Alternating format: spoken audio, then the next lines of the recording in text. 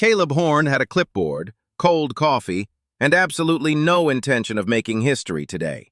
He floated the clipboard under his arm and walked down the corridor of Vega 7 with the same energy a man brings to returning library books, dutiful, unhurried, faintly annoyed about the parking.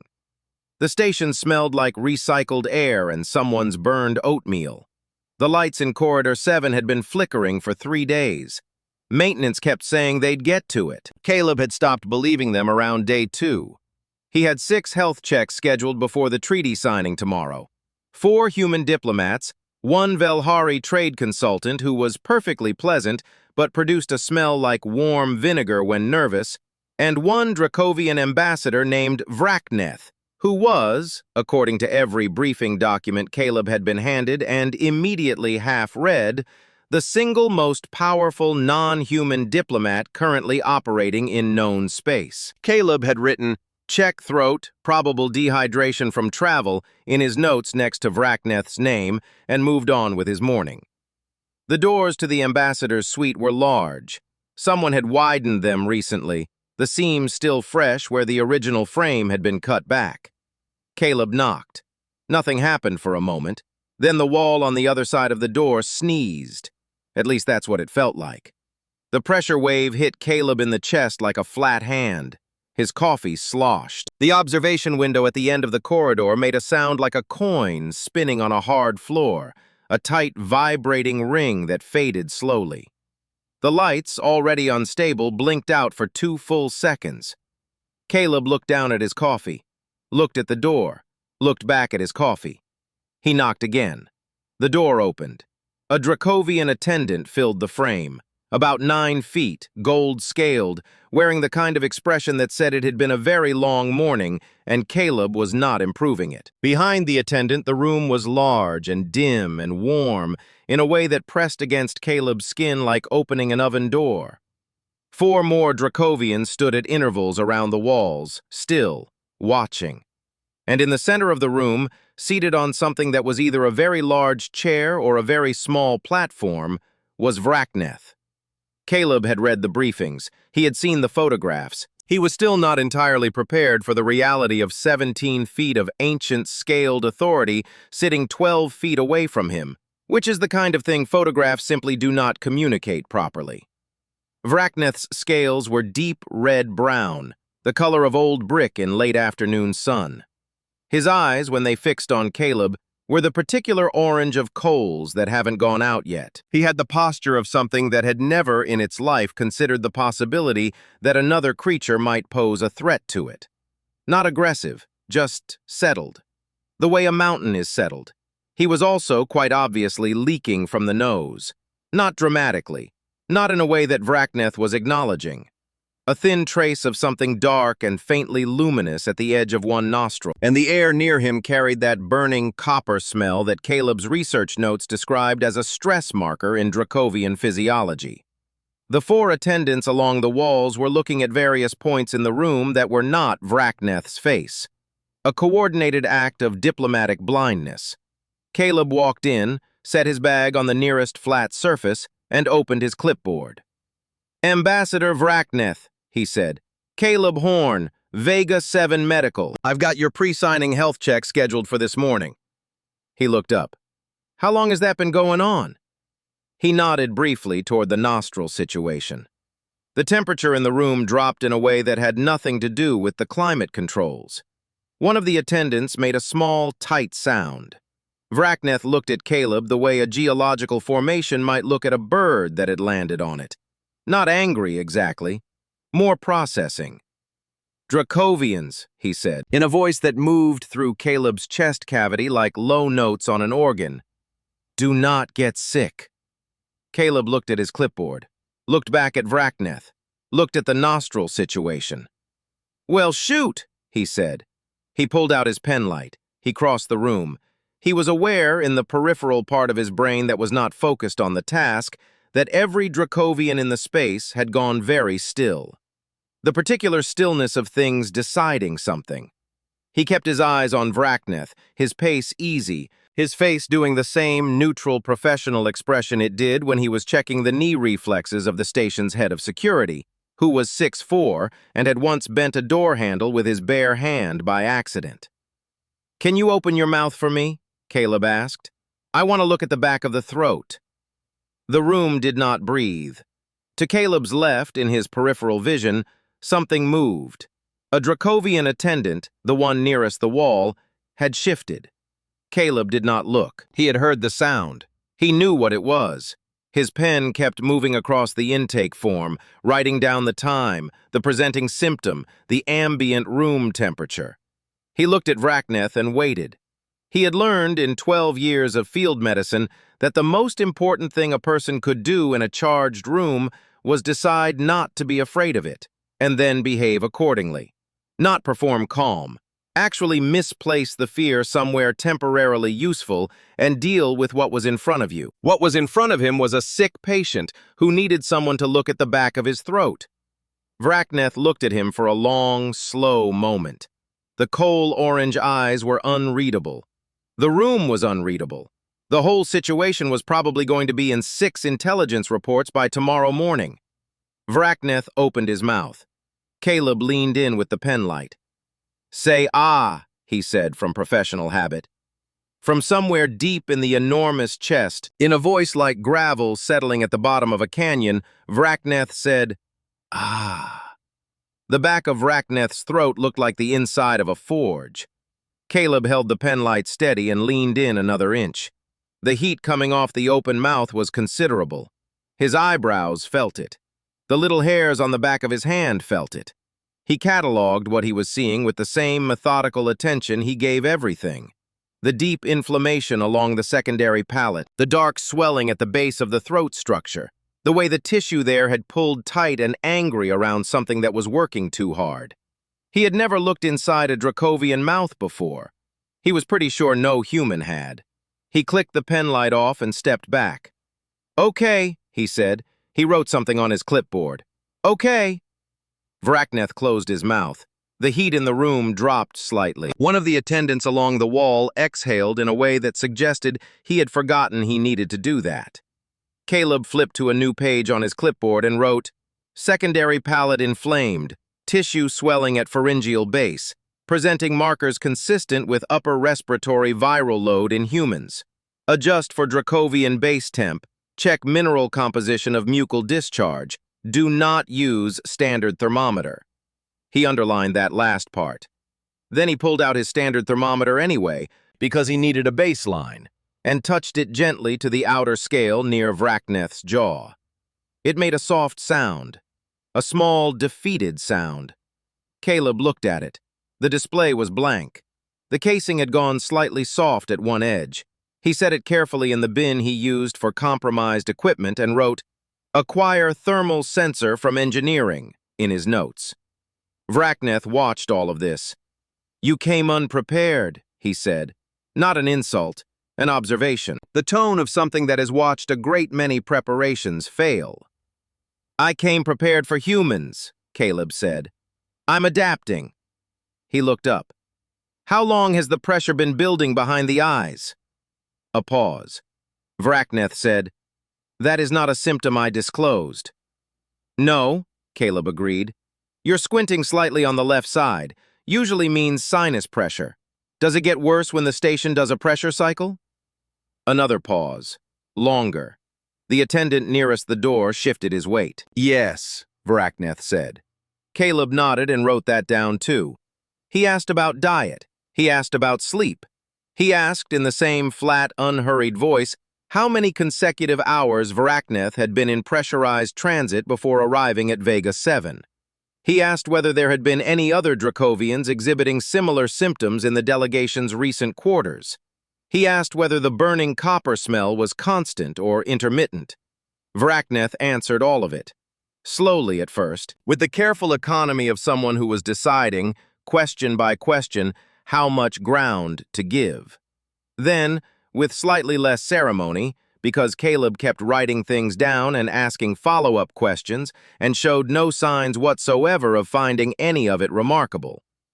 From the corner of the room, Cirith watched. He was young by Dracovian standards, somewhere in the long stretch of years that the sovereignty considered early adulthood. And he was Vraknith's aide in the way that a shadow is a shadow, present at all times, visible only when someone thought to look.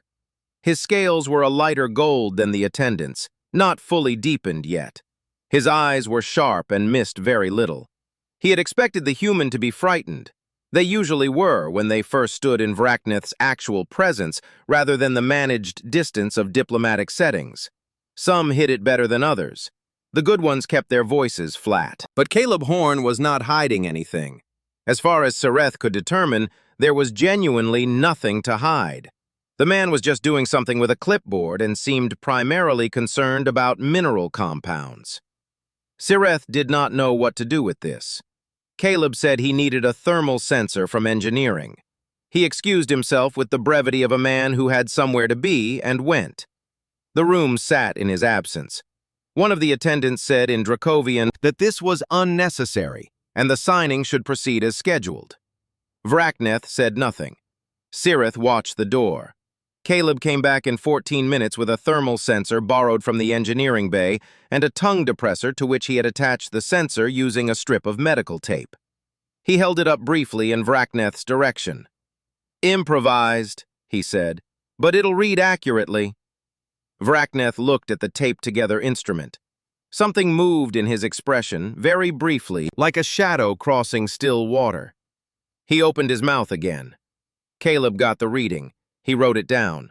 He compared it against something in his bag, a data pad, dense with figures he had apparently been reading on the walk back, and made a small sound through his nose. Not alarmed, calculating. He disappeared into the station kitchen 40 minutes after that. No announcement, no explanation. He told the attendant nearest the door that he would be back and walked out with his data pad under his arm. Sareth counted the minutes. He counted them because the situation was unusual, and unusual situations required documentation. That was what he told himself. Vraknith sat very still on the platform that was either a chair or a dais and looked at the wall.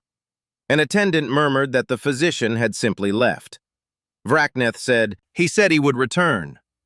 The attendant said there were other physicians on the station, more senior, better equipped, surely someone more appropriate for... "He said he would return," Vraknith said again, quieter. The attendant did not finish his sentence. Caleb came back in 38 minutes, not 40, carrying a sealed container that was putting off a thin thread of steam. The kitchen behind him, visible briefly through the corridor, showed evidence of concentrated activity. 3 pots, a requisitioned welding unit sitting on the counter with its temperature gauge still warm, a scatter of mineral supplement packets torn open and emptied. He set the container on the low table in front of Vraknith without any particular ceremony.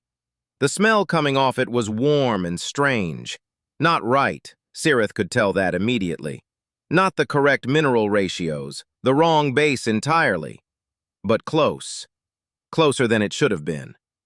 Caleb said, "It's not going to taste right. The sulfate compound I needed wasn't in the kitchen stores, so I substituted. But the anti-inflammatory properties should hold, and the temperature is matched to your base range." He paused. "It'll help with the throat." Vraknith looked at the container. He looked at Caleb. "You made this yourself," he said. Not a question, just a thing that had to be said out loud in order to be fully real. Caleb picked his clipboard back up. "That's the job," he said. Vraknith picked up the container with both enormous hands. He held it the way someone holds something they are still deciding the weight of. He brought it close and breathed the steam in slowly. His eyes, when he looked back at Caleb, had shifted. Not softer exactly. Something else. The way a light changes in a room when a cloud moves. Not less bright, just different in direction. Sareth pressed his back against the wall and looked at his own hands and felt something he did not have a word for yet. Sitting in the middle of his chest like a stone that had just been placed there, still warm from wherever it came from. 3 days later, Vraknith was still in the medbay. Officially, the delay was a scheduling issue. That was the word Dove used in his reports. Scheduling. He had written it so many times in the past 72 hours that it had stopped looking like a real word to him. He stared at it on his screen and ate another pretzel and tried not to think about the fact that the most powerful non-human diplomat in the known galaxy was voluntarily sitting in a room that smelled like antiseptic and Caleb's freeze-dried noodles. The pretzels were almost gone. This was a crisis of a different kind. Lena Garza sat at the communications console 3 rooms over and tried very hard to keep a professional expression during her shift briefings. She was mostly succeeding. She had filled 14 pages of her notebook in 3 days. She told herself it was documentation, standard practice, entirely reasonable given the diplomatic sensitivity of the situation. She was absolutely writing a book, and she knew it. Admiral Priya Kowalski arrived on an emergency transport on the morning of the 3rd day. She was 58, short, with silver hair cut close to her head, and the kind of face that had stopped being surprised by things approximately 20 years ago. She had a coffee in one hand and a tablet dense with reports in the other, and she walked off the docking ramp like someone who had somewhere to be and was already annoyed she wasn't there yet. Dove met her at the ramp. He had a pretzel in his hand. He put it in his pocket when he saw her coming. She said, "Where is he?" Dove said, "Medbay, Section C." She said, "And the ambassador?" Dove said, "Also Medbay, Section C." She looked at him. He offered her a pretzel from his pocket. She kept walking. Caleb was in the middle of a bioscan when Kowalski came through the medbay door. He had a thermal sensor in one hand and a datapad in the other, and he was reading figures off the pad and cross-referencing them with something on his wall screen, and he did not look up when the door opened. 2 minutes, he said. Kowalski stopped. In 31 years of service, very few people had told her 2 minutes. She stood in the doorway and looked at the medbay, the improvised equipment, the repurposed thermal tools, the datapad covered in Caleb's handwriting, the enormous Dracovian ambassador sitting on a reinforced medical bench that had definitely not been designed for this. And she drank her coffee. Caleb finished the scan. He wrote something down, then he looked up. "Admiral," he said. "Sorry, I was mid-reading." "Horn," she said. She came in and let the door close behind her. She looked at Vrakneth briefly, with the practiced neutrality of someone very senior and very experienced. Vrakneth looked back at her with his coal orange eyes and said nothing. Kowalski looked back at Caleb. "Walk with me." They stood in the corridor outside. Through the small window in the medbay door, Sirith was visible, sitting in the corner, watching Caleb's wall screen with his golden eyes moving slowly across the data on it. Kowalski said, "What exactly are you doing in there?" Caleb said, "Treating a patient." She said, "That patient controls 16 star systems." He said, "The inflammation in the secondary sinus cavity hasn't fully resolved. I'm not clearing anyone for a pressurized negotiation chamber until it does. The pressure differential alone would set him back 4 days." She looked at him for a long moment. Her coffee steamed between them. She said, "Horn, do you understand what is happening here? Not medically, politically. Do you understand what it means that he won't leave?" Caleb thought about it. Genuinely thought about it. She could see the gears, the slight pause of a man who had been so focused on one thing that the other thing had simply not occurred to him yet. He said, "I understand he's not better yet." Kowalski closed her eyes briefly, opened them. She was a practical woman. She had learned over a long career that there were certain kinds of people who were impossible to redirect, and that the only productive response was to get out of the way and document carefully. She said, "How long?" He said, "Another day, maybe 2. She nodded once, turned, and walked back toward the command section.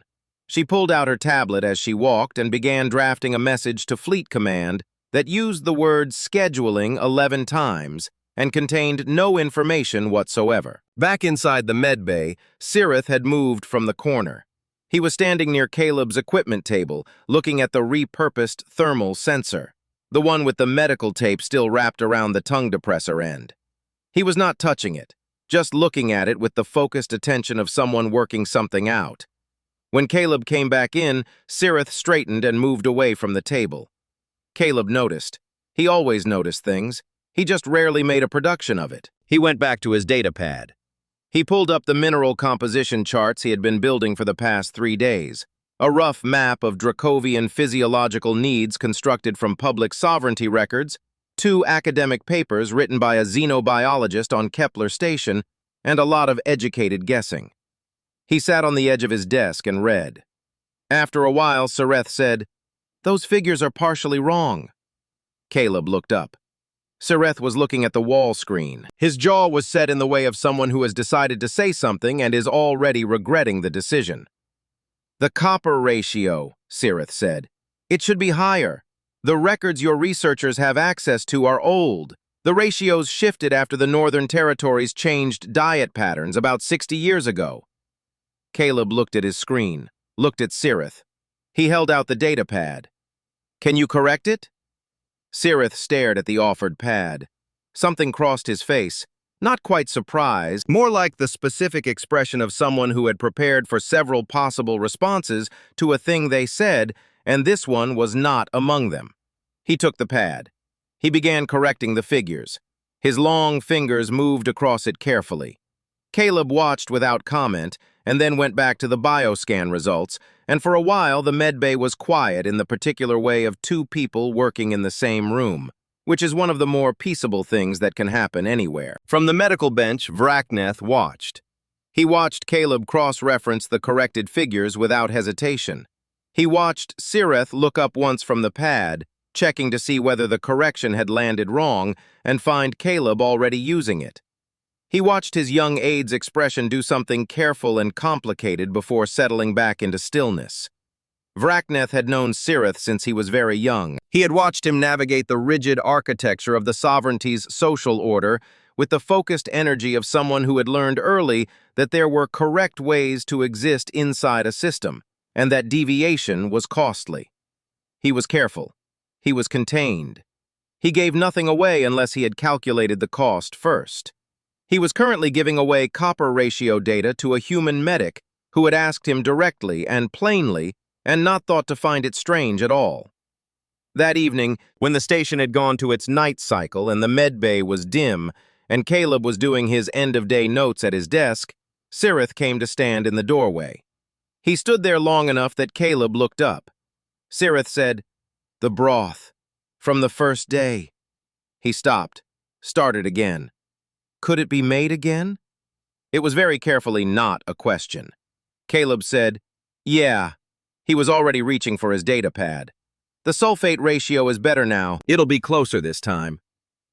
He got up and went to the kitchen. Sareth stood in the empty medbay and looked at the wall screen and the corrected figures still glowing on it, and the warm stone feeling was back in his chest, heavier now, and still without a name. Through the open door of the medbay across the corridor, the hologram unit on the diplomatic console flickered to life. Yoren's face assembled itself in cold blue light. Senior counsel, sharp-eyed, wearing the expression of someone who had been patient for 3 days and was now done with that. Vrakneth looked at the hologram. Yoren said in Dracovian that it was time, that the theater had run long enough, that the sovereignty's position required his presence at the table and not in a human medical room that smelled like noodles. Vrakneth said in the same language that the physician had not cleared him. Yoren said that was not... "The physician," Vrakneth said quieter, "has not cleared me." The hologram held for a moment. Yoren's expression moved through several things. Then the connection closed and the blue light dissolved, and the corridor was just a corridor again. Dove, passing in the hallway with his last 4 pretzels, had heard all of it through the open door. He stood very still for a moment. He put a pretzel in his mouth and walked quickly to find Kowalski. The station had gone quiet the way it only did after midnight. The big lights in the corridors dropped to half power on the night cycle, and everything took on a blue-gray color, soft, and a little underwater. The hum of the ventilation changed pitch slightly, lower, like the station was breathing slower. Most of the crew were in their quarters. The diplomatic wing was still. Even the flicker in Corridor 7 had finally stopped, though nobody had fixed it. It had simply given up on its own, which Caleb felt was a reasonable approach to a lot of problems. He was at his desk doing discharge paperwork. Vrakneth was medically clear. The scan he had run that afternoon showed the secondary sinus inflammation down to within acceptable range. The pressure markers behind the eye socket had normalized. The burning copper smell had faded to almost nothing over the past day, which was how Caleb had first known, before the scans confirmed it, that things were moving in the right direction. He had learned to read the room in ways that his equipment caught up to later. He typed. The medbay was dim, just his desk lamp and the glow of the wall screen. Vrakneth sat on the reinforced bench across the room, not sleeping, watching the middle distance with his coal-orange eyes, the way very old things watch things, not looking at anything specific, just present in a way that younger creatures haven't learned yet. The station hummed. There was a flat object on Caleb's desk that had not been there yesterday. Cirith had placed it there that afternoon without explanation and left the room before Caleb could ask. It was dark, smooth, about the size of a large book, covered in Dracovian script that Caleb could not read, with a central inlaid piece of something deep red that caught the light differently than the rest of the surface. Warm, almost, like it held a little heat of its own. Lena had come by at the end of her shift, seen it, and mouthed the words, "Write it down," at Caleb from the doorway before pointing at it with significant eyebrows. He had written it down. He didn't know what he was writing down. He put it next to his coffee mug and kept working. Now, in the quiet, Vrakneth looked at the object on the desk and then at Caleb. He said, "Do you know what that is?" Caleb said, "No, Cirith left it." Vrakneth was quiet for a moment. "He should not have done that," he said. But he said it the way someone says a thing they don't entirely mean. The words correct, the weight behind them going somewhere different. Caleb looked at the object. He looked at Vrakneth. He looked back at his discharge form. "Is it going to cause a problem?" he asked. "No," Vrakneth said. After a pause, "Not the kind you're thinking of." Caleb accepted this and kept typing. He had learned over the past 4 days that Vrakneth filled silence when he was ready to, and that pushing before that point produced nothing useful. It was not unlike a particular kind of patient he had treated before, the ones who had been carrying something a long time and needed to arrive at it on their own schedule. He waited. The station breathed. Vrakneth said, "In the sovereignty, a healer is not a thing you become." Caleb stopped typing. Not dramatically, his hands just went still on the keys. "It is a caste," Vrakneth continued, "given at birth. Your family line either carries it or does not. There is no choosing. There is no training that produces it in someone outside the caste. It simply is, or it isn't." Caleb leaned back in his chair. He looked at Vrakneth across the dim room. "What happens," he said, "if someone outside the caste wants to do it anyway?" Vrakneth looked at him with those coal-orange eyes. "That does not happen," he said. Caleb thought about that. He thought about it the honest way, not looking for an argument, just sitting with it. "Huh," he said. The station hummed.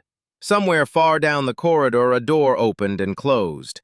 Lena, probably, doing her late rounds, her footsteps familiar enough that Caleb's brain filed them without alerting him. Vrakneth said, "Your people do not appear to function this way." Caleb said, "No. Anyone can become a physician. Anyone who puts in the time, yeah. And those who are not physicians," Vrakneth said carefully, like he was handling something he hadn't fully examined yet, "they also do it. The caring. He paused, searching. "The showing up." Caleb looked at his desk. He thought about his grandmother's kitchen table, the particular yellow of the light above it, the neighbors who had come after his grandfather died and said nothing useful, and brought casseroles and sat in chairs and stayed anyway, for hours, because there is a human understanding that presence is the thing, that sitting in the same room as grief is a way of carrying part of it, that you bring food because food is the physical form of "I am here and I see you and I am not leaving." He didn't say any of that. He said, "Yeah, we just do." Vrakneth was quiet for a long time. The object on the desk sat between them. catching the desk lamp in its inlaid center, warm red in the dim room. Then Vrakneth said it. He said it quietly, calibrated with great care to not travel past the two of them, the words measured out like something he had been holding for a long time and was only now setting down. "I did not know," he said, "that it was possible to be cared for without it meaning something was owed." The room did not move. Caleb's hands were still on the keys. The wall screen glowed. The station hummed its low night hum. He thought about debt. He thought about the architecture of it, the way some systems built care into a structure of exchange, where every kindness was a weight placed on a scale, where being helped meant being behind, where vulnerability was a transaction. He thought about how exhausting it must be to live in that, to be powerful and untouchable for 40 years because being touched meant owing something, and owing something meant being less. He looked at Vrakneth. He said, "It doesn't work like that." 3 words. He did not explain them. He did not build on them or soften them or add anything after. He just let them sit in the room and turned back to his discharge form and kept typing. Lena was in the doorway. She had been there for a little while. Long enough. Her notebook was in her hand and her pen was in her hand, and she was not writing anything. She was just standing there in the blue-gray light of the corridor, looking at the two of them, the man at the desk typing, the ancient thing on the bench sitting still, and after a moment she closed her notebook. She closed it and put it under her arm and stood there a little longer. Then she walked away down the corridor, her footsteps quiet on the metal floor, and the medbay was just the two of them again, and the hum and the lamp and the object on the desk that Caleb still did not know the name of, but that was sitting next to his coffee mug like it had always been there. Vrakneth looked at it. He looked at Caleb. He said, "Same time next year." Caleb looked up from the discharge form. He looked at Vrakneth for a moment, the coal orange eyes, the ancient settled weight of him, the 17 feet of scaled sovereignty that had, over the past 4 days, said, "Ah," on request, and answered questions about sleep, and let someone lean in close with an improvised thermal sensor, and held a container of wrong ratio broth in both enormous hands, and breathed the steam in like it was something worth being careful with. Caleb said, "I'll have better equipment by then." Vrakneth made a sound, low from deep in the chest. It took Caleb a moment to identify it because he had not heard it before from a Dracovian and did not have a reference point for it. It was a laugh, not large, not performed, just a real thing, quiet and brief, like something that had surprised even the one producing it. Caleb turned back to his screen. He filed the discharge form at 1:14 in the morning, station time, under patient name Vrakneth. Presenting complaint, upper respiratory inflammation. Outcome, resolved. Notes, follow-up recommended in 12 months. He saved it and turned off his desk lamp. The medbay went dark except for the wall screen glow and the small, warm red catch of light in the object next to the coffee mug. The treaty got signed on a Tuesday. There were speeches. There were formal robes and ceremonial positions, and a table that had been imported specifically for the occasion because the standard diplomatic table had not been built with Dracovian proportions in mind. There were photographers and official recorders, and 3 separate translation systems running simultaneously, and a reception afterward with food that nobody at the reception actually ate because they were all too busy being diplomatic at each other. Caleb was standing near the back by the drinks table. He had a coffee in his hand. It was bad, the same bad it always was, and he was drinking it anyway because it was there, and he was tired, and the drinks table was a good place to stand when you were not sure what your role was at an event, but someone had put your name on the attendance list anyway. He watched the room. He watched Vrakneth at the main table, enormous and formal, and carrying the full weight of his title the way he wore it in public, settled, immovable, performing the invulnerability that the sovereignty required of him. Their eyes met once, briefly, across the room. Vrakneth's expression did not change. Neither did Caleb's. There was nothing to perform. They both looked away and the moment dissolved into the larger noise of the reception, and that was fine. That was exactly fine. Dove ate 4 things from the catering table in the first 10 minutes, and then felt bad about it and then ate a 5th thing. Kowalski stood near the window with her tablet and her coffee and watched the room with the steady attention of someone who was always working, even when she appeared not to be. Lena was near the door with her notebook open, writing something, and when Caleb caught her eye, she closed it and gave him a look that said nothing and everything, and he looked back at his coffee. Sirith was standing against the far wall. He was watching the room the way he always watched rooms, missing nothing, giving nothing away. But something was different about the set of his posture. Looser, maybe. A fraction of something that in a human would have read as ease. He caught Caleb looking and did not look away. He gave a very small nod. Caleb nodded back. That was all. That was enough. 6 months later, Caleb got a message from a xenobiologist on Kepler Station asking if he would be willing to share his Dracovian physiological data. The message said the data had been referenced in a sovereignty internal medical document that had, through channels the xenobiologist described as complicated and did not elaborate on, made its way into public academic circulation. Caleb read the message at his desk. He looked at the thermal sensor still sitting on his equipment shelf, the one with the medical tape around the tongue depressor end that he had never thrown away. He wrote back and said, "Yes, of course, here is everything. Let me know if the copper ratios need context because they look wrong in the old records, but they're actually right." He pressed send and went back to his morning rounds. A year after the treaty signing, Sirith submitted a formal proposal to both the Terran Medical Board and the Dracovian Sovereignty's Internal Council. The proposal was for a medical exchange program. It was 12 pages long, dense with data and projections and carefully structured arguments, and buried in the middle of page 7 was a single sentence that said the program would be built on what the document called the Horn methodology. Caleb found out about this because Lena read him the relevant section over breakfast. He put his fork down. He stared at the table. He said, "The what?" Lena turned the page toward him. He read it. His ears went the particular red they went when he was embarrassed about something and trying not to show it, which was not a combination he managed successfully.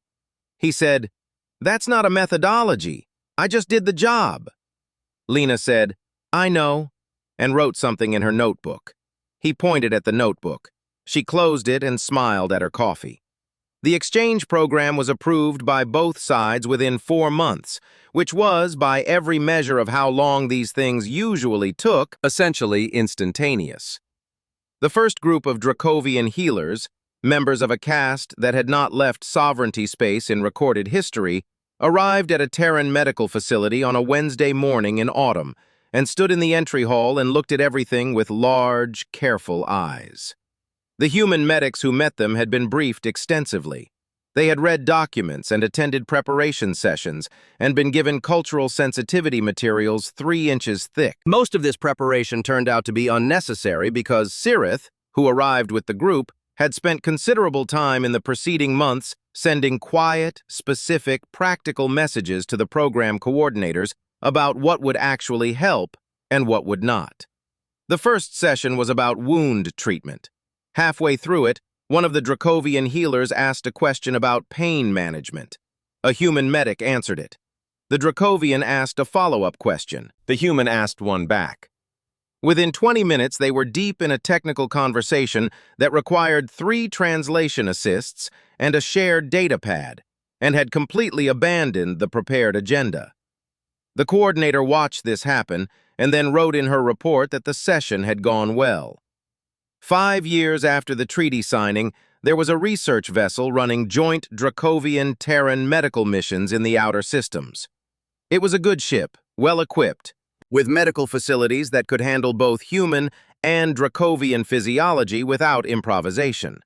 It had a crew of 40, mixed species, and a reputation for going into difficult places and doing useful things there.